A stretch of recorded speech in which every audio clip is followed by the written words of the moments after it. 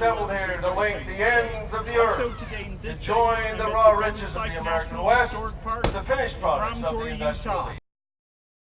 The Golden Spike National Historic Park is located on 6200 North 22300th Street West in Promontory, Utah, and this is the exact site where the two railroads met and formed the Transcontinental Railroad on May 10, 1869, and Chinese immigrants from the West helped build the Central Pacific, and Irish immigrants from the East helped build the Union Pacific.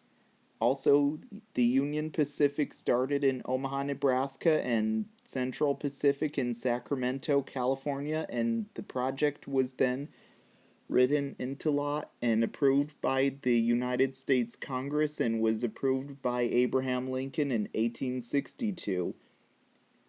The two railroads both had a race to get to Promontory, Utah, and it took about 6 years to build their lines and finally met in Promontory, Utah. And there is also a recreation of the driving of the last spike, which was a golden spike, and a replica golden spike is used as well. Also, two replica steam locomotives, which are the Union Pacific 119 and Central Pacific 60 named Jupiter, that were built by Chad O'Connor, are used for the recreation, just like how it happened in 1869. Also, the Central Pacific became the Southern Pacific.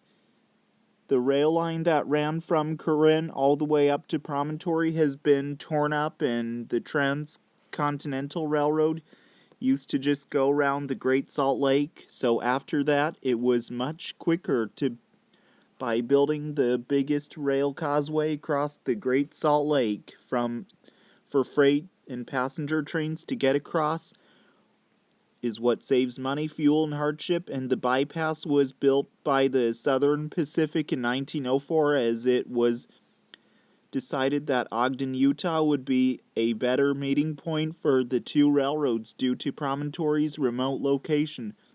So Union Pacific sold a section of track between Ogden and Promontory to the Southern Pacific, and the route to Promontory had steep grades, and the bridge is 12 miles long as well. Also, when the railroad was complete, that meant goods and people could get across the nation within under a week.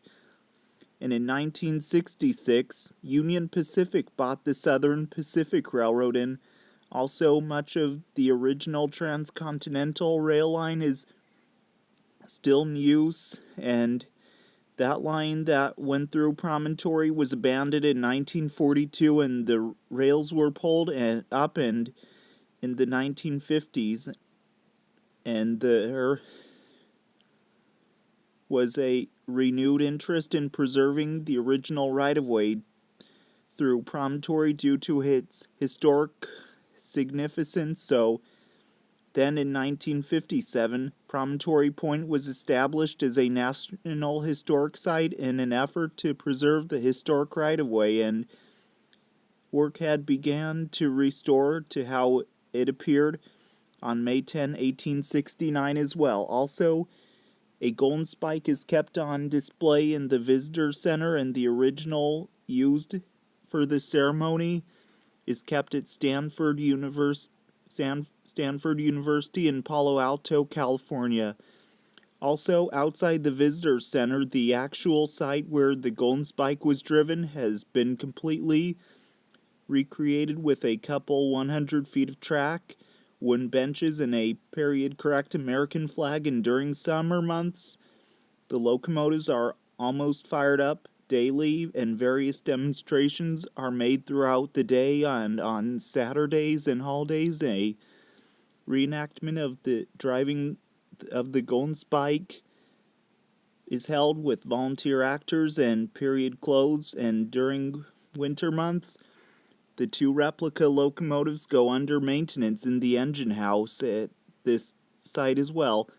Several miles of the original right-of-way are preserved and used as driving and walking paths as well.